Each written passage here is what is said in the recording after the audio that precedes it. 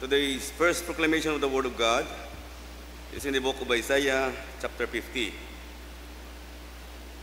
The Lord God has given me the tongue of the learned, that I should know how to speak.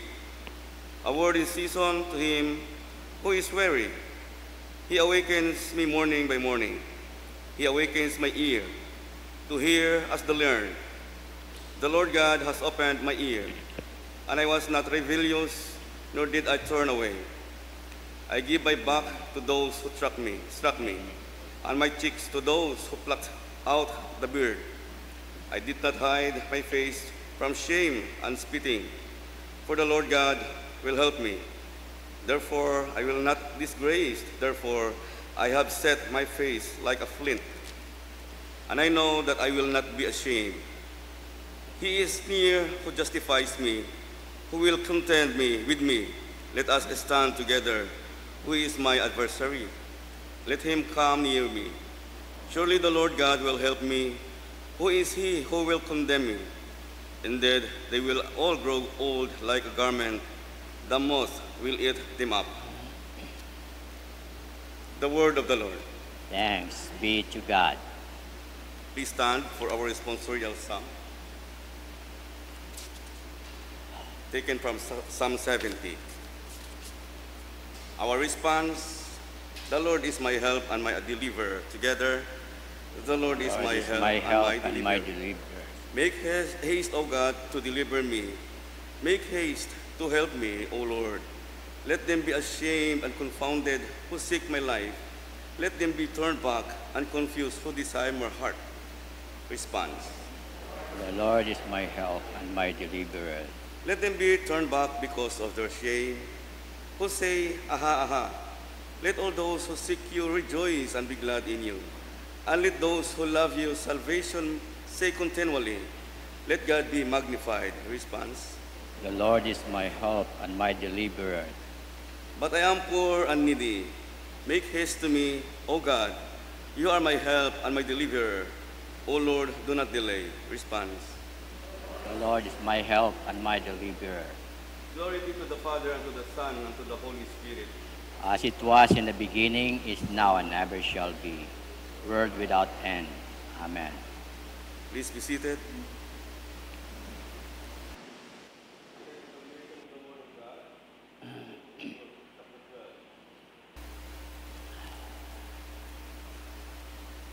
Therefore, we also, since we are surrounded by so great a cloud of witnesses, let us lay aside every weight and the sin which so easily ensnares us, and let us run with endurance the race that is set before us. Looking unto Jesus, the author and finisher of our faith, who for the joy that was set before him endured the cross, despising the shame, and has sat down at the right hand of the throne of God. For consider him who endured such hostility from sinners against himself, lest you become weary and discouraged in your souls. The word of the Lord. Please stand for the proclamation of the gospel.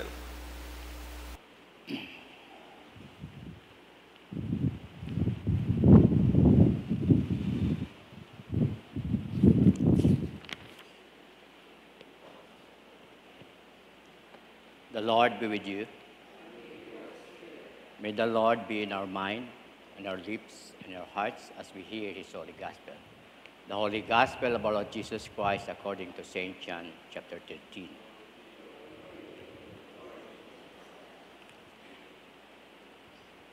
We are reading from John's Gospel, chapter 13, beginning from verse 21 to verse 32.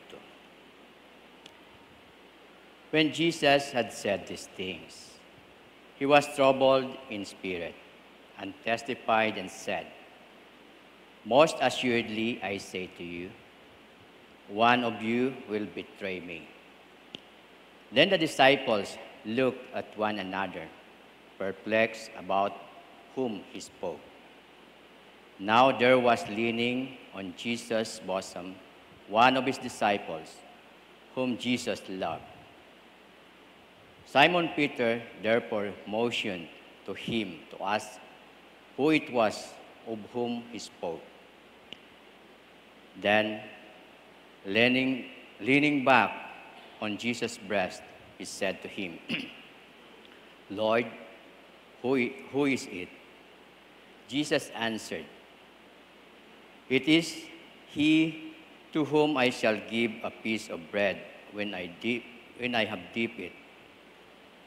And having dipped the bread, he gave it to Judas Iscariot, the son of Simon. Now after a piece of bread, Satan entered him. Then Jesus said to him, What do you do? Do quickly.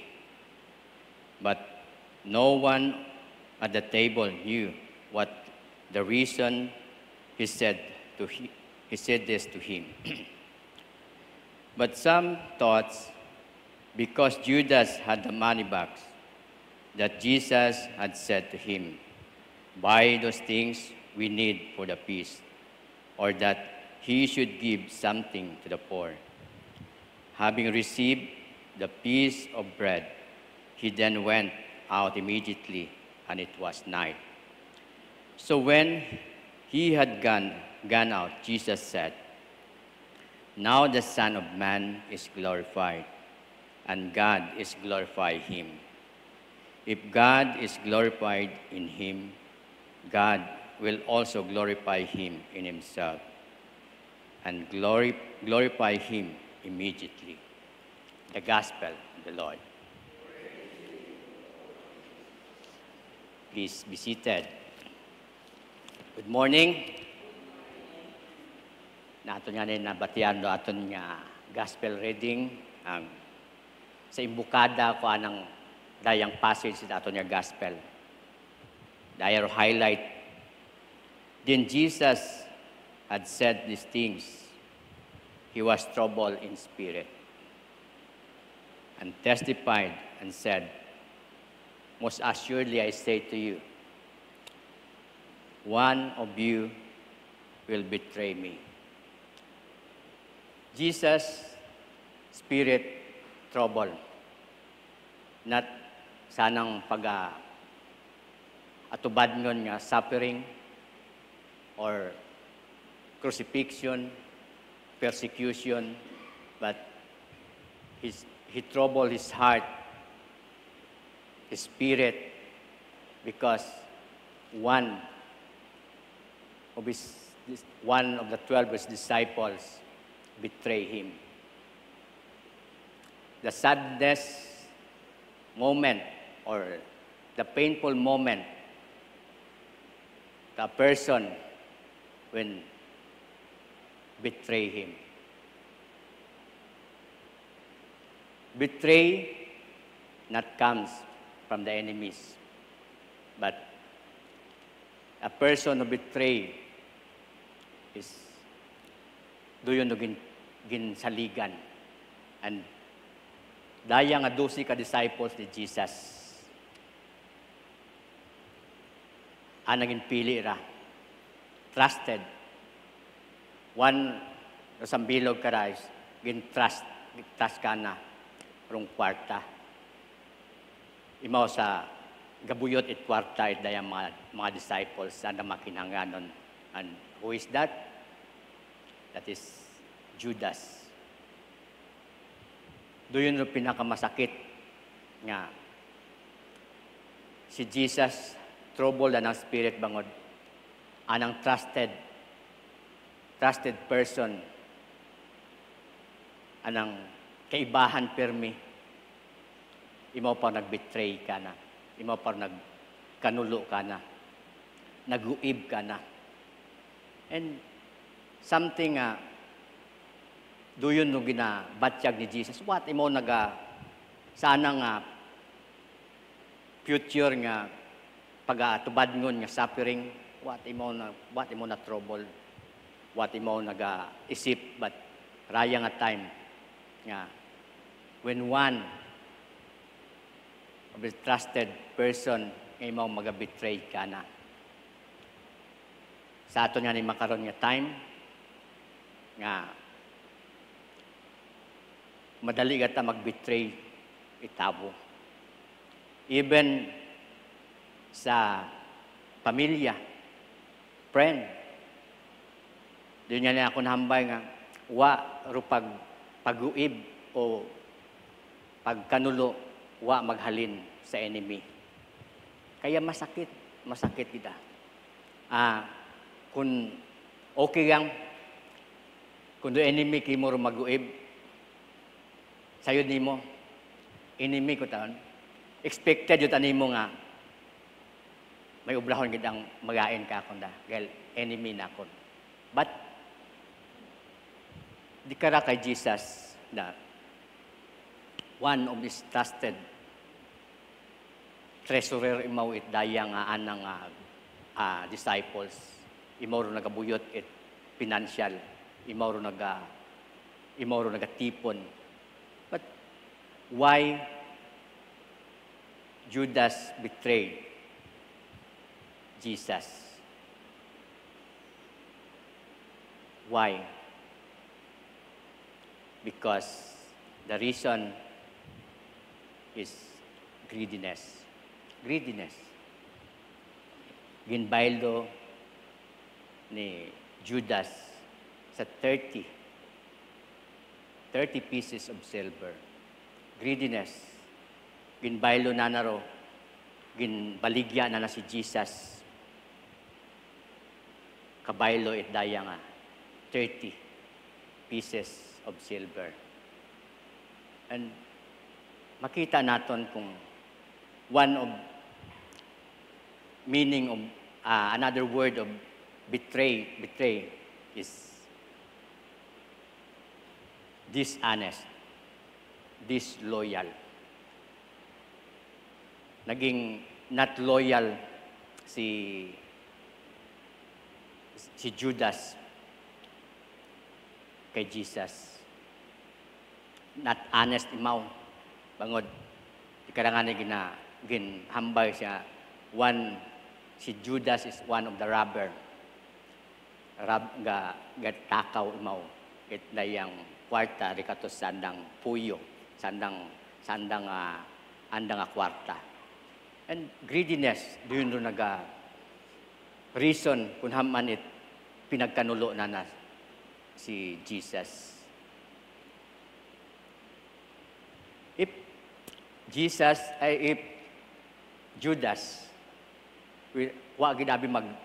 nagpakanulo si Jesus, sino kanda? Sino magkanulo kanda? But, royon dong purpose, royon dong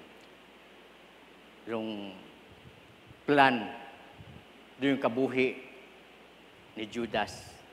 Sometimes nga nabatian ko, Judas kating. Judas. A name, Judas, is a beautiful name. Means praise or thankful. But because sa action ni Judas sa naging himo kay Jesus, imbis nga, traidor kating, manugloko kating, hambagon, Judas katimo.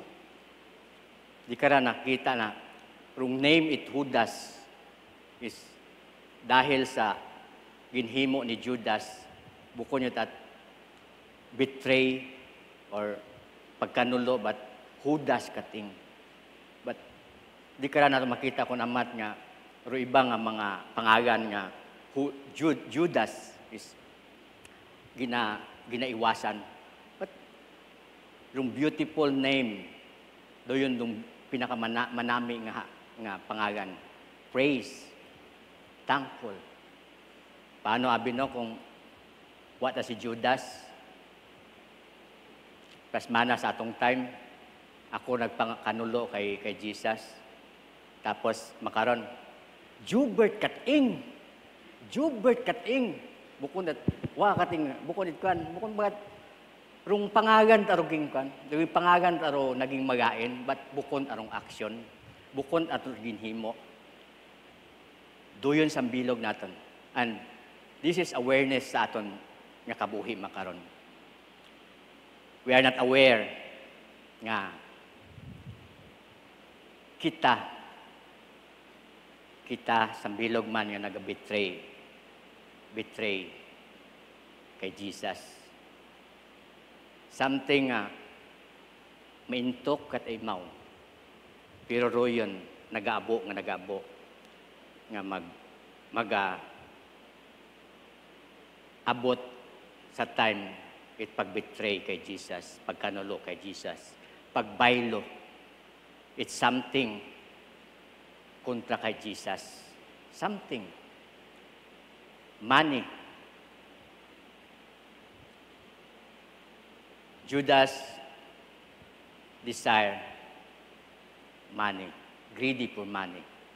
And di kalanganin nakita ro, money is the root of all evil. Money, bukon at magain. Bukon at magain. Pero iba, ginapakagain ng money dahil doon the verse nga ginaka. But money is the root of all evil. Iyat bukon at money, iyat atong heart naging root, iyat halin. Ngani, sometimes, aton yung not aware kita nga kinahanglan naton nga araton kabuhi, become aware nga always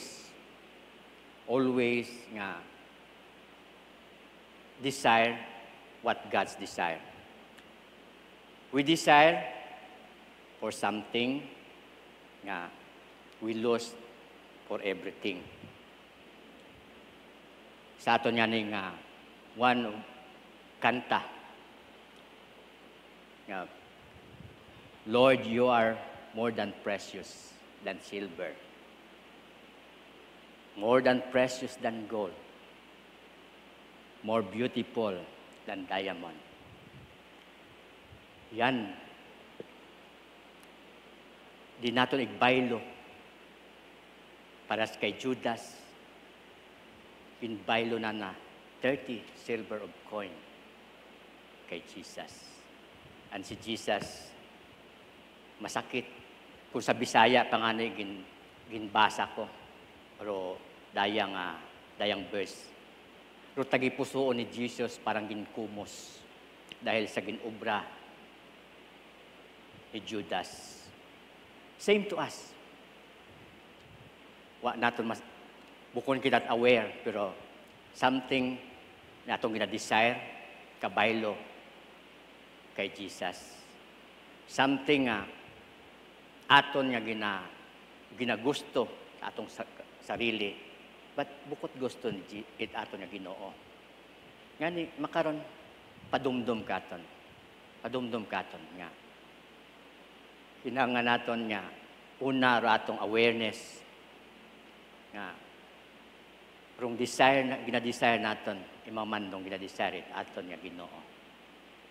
Do not exchange Jesus to anything or something, because everything is in Him.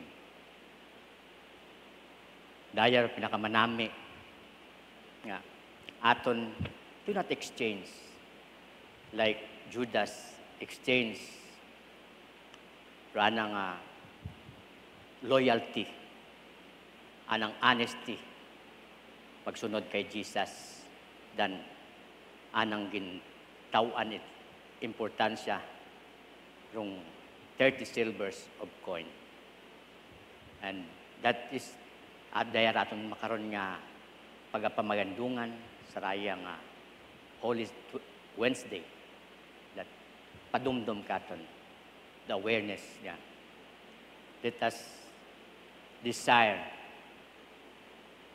everything that in God, because una ka na tanan, everything is in Him.